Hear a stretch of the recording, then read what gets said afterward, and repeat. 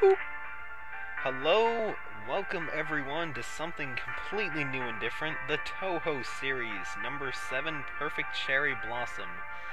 Out of all the Touhou games, this is probably my second favorite, next to Imperishable Night, number 8. It's got great music, great gameplay, and it's all around a pretty damn good game.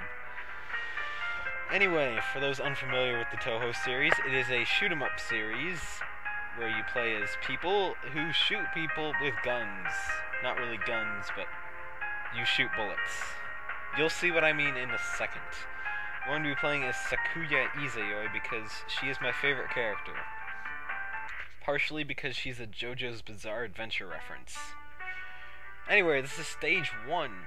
Cherry petals must have fallen like snowflakes. However, it was still like silvery snow.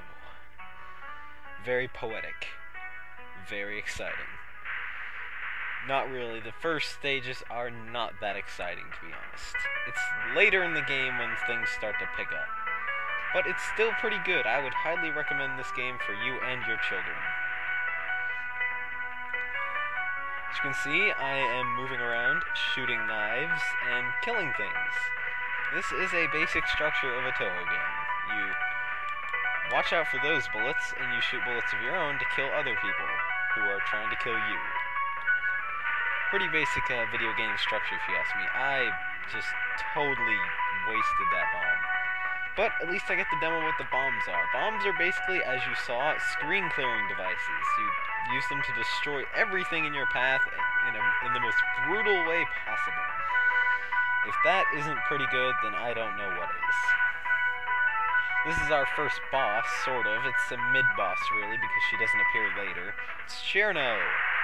She was a boss from number 6, and yeah, she's dead now, so we don't really have to say anything else about her. Poor Cherno. You will be remembered. Maybe. I don't know. Do people like Cherno? I like her battle music, if that counts. Alright. So, basic stuff. Okay, let me explain something.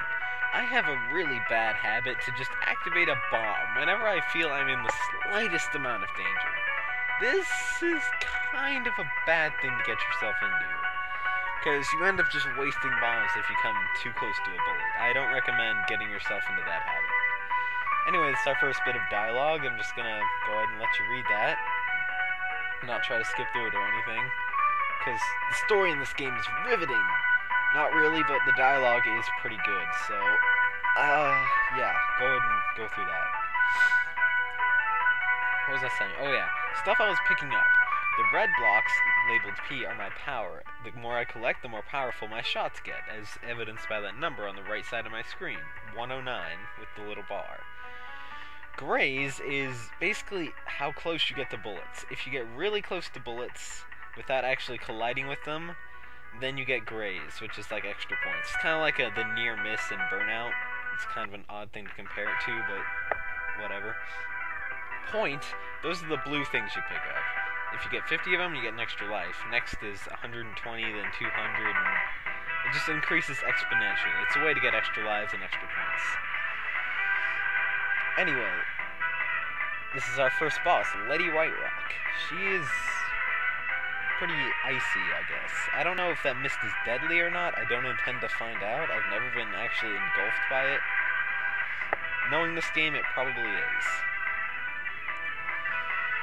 Anyway, there are two methods to shooting your enemy in this game. First is unfocused, the second is focused. In unfocused mode, you move faster, and your attacks are generally, oh, that was stupid of me. Don't attack me while I'm explaining game mechanics. Your attacks are you're faster, and your attacks are generally more spread out. This isn't the case for every person, but it's usually the case. Focus mode, your attacks are usually narrower, you move slower, and above all, the most useful feature is you can see your hitbox. Your character sprite is kind of deceiving. It's rather large, but if a bullet hits your character sprite, it doesn't necessarily mean you're dead. That little white circle in the middle, if it hits that, then you're dead. But if it doesn't, then you're all good. Generally, if something collides with your character sprite, not with your hitbox, that's a pretty much guaranteed graze. Though Sakuya has a bigger graze box than others, so she has a little bit more freedom. She's definitely a point-scoring character.